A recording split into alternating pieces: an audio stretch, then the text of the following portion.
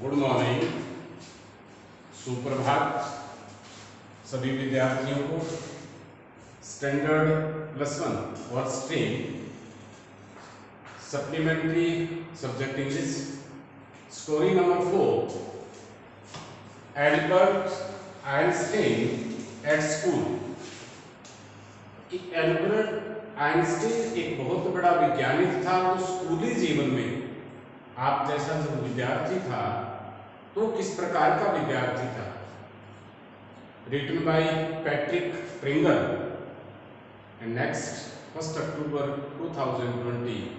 और आप जानते कल विशेष दिन है 2 अक्टूबर, जिसको गांधी जयंती के रूप में मानते हैं।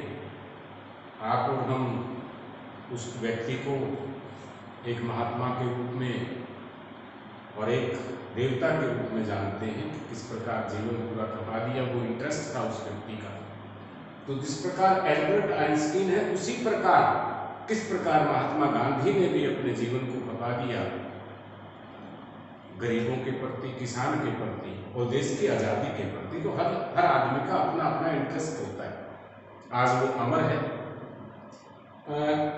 +1 के विद्यार्थी पे इससे पहले आप ये लेसन को रीड करेंगे, आप अंडरस्टूड हो जाएंगे, ऑटोमेटिक आप समझ गए होंगे कि 9th में आपका था ए ट्रू ब्यूटीफुल माइंड, एक सच्चा और सुंदर दिमाग जिसके अंदर कुछ करने की लालसा हो। ये लेसन था आपके, और ये सेम लेसन से टाइटल बदला, एल्बर्ट आइंस्टीन एट स्कूल। यदि मैं +1 में टाइटल को बदलकर एक ट्रूली ब्यूटीफुल माइंड लिख दूं तो भी सेम है।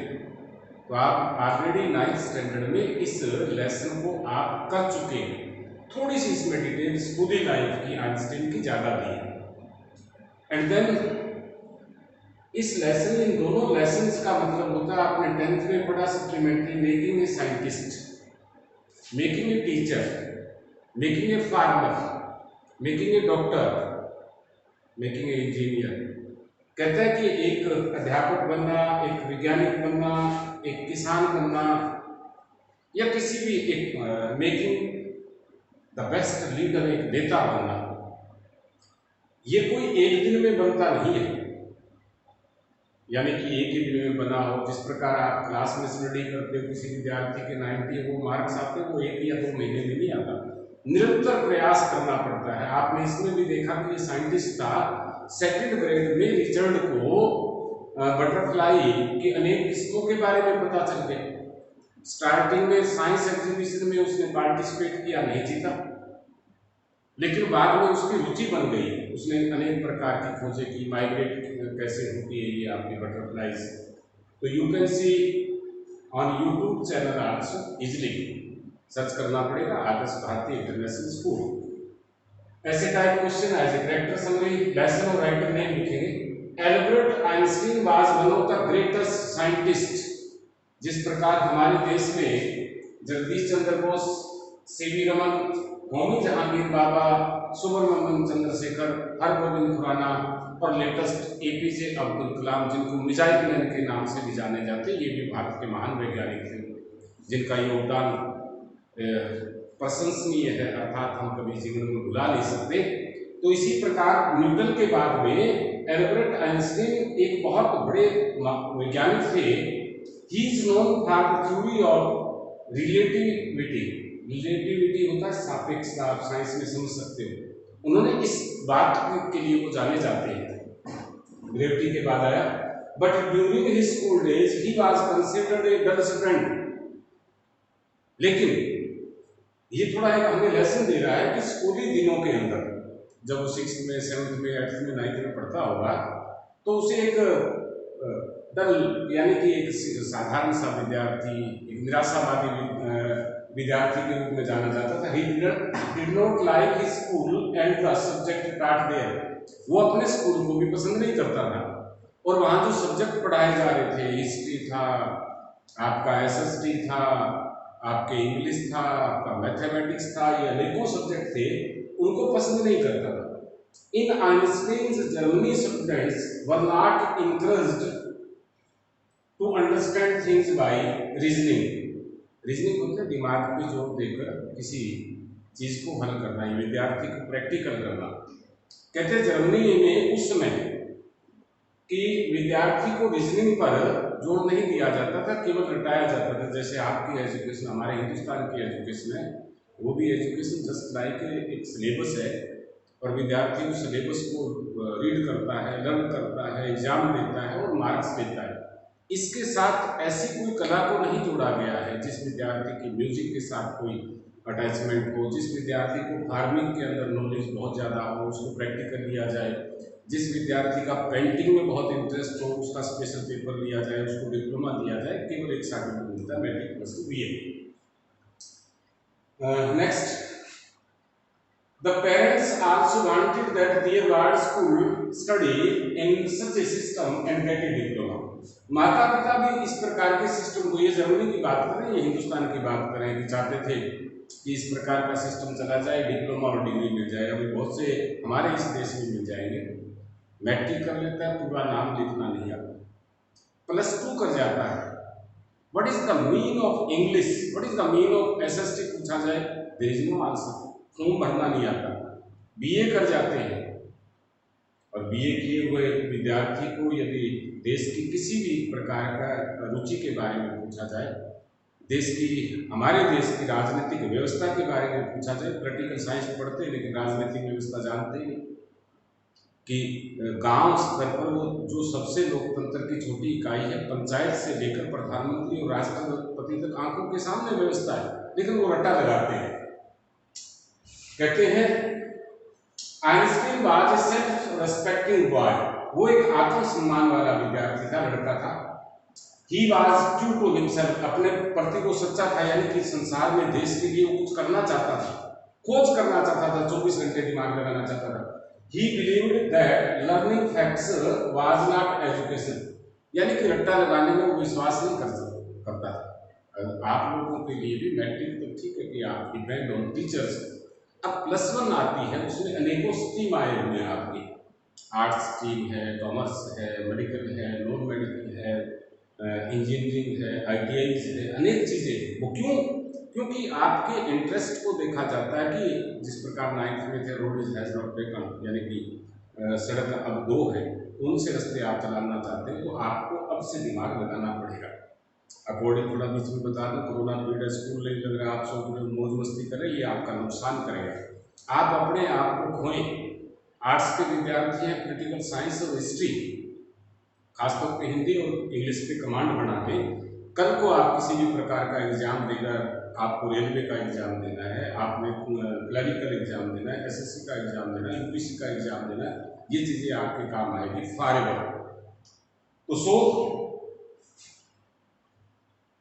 सो he did not see any point in learning the dates of battle, इसलिए वो इतिहास के अंदर कि कब कोई घटना हुई, अकबर कब आया, औरंगजेब कब आया, हुमायूं कब आया, उसकी रुचि नहीं थी। रुचि इसलिए नहीं थी क्योंकि उसका इंटरेस्ट पूरा का पूरा विज्ञान में था। His history teacher and the headmaster were very angry with him on this score। Natural बात होती है, कम मार्क्स आते हैं तो माता पिता भी परेशान हो जाते हैं। तो उनका इतिहास का अध्यापक और मुख्य अध्यापक स्कूल के थे, जो कम मार्क्स आ रहे थे वो बड़ा गुस्से थे उस पर। However, his mathematics had all sympathy for him। हालांकि मैथमेटिक्स टीचर है जो मैथ पढ़ाते थे, उनका पूरी उस विद्यार्थी के साथ, आइंस्टीन के साथ सिंपैथी थी। He understood him intelligent really was। वो बिल्कुल समझ रहे थे कि ये विद्यार्थी बहुत ही इंटेलिजेंट है, इसके अंदर दिमाग है पूरा का पूरा।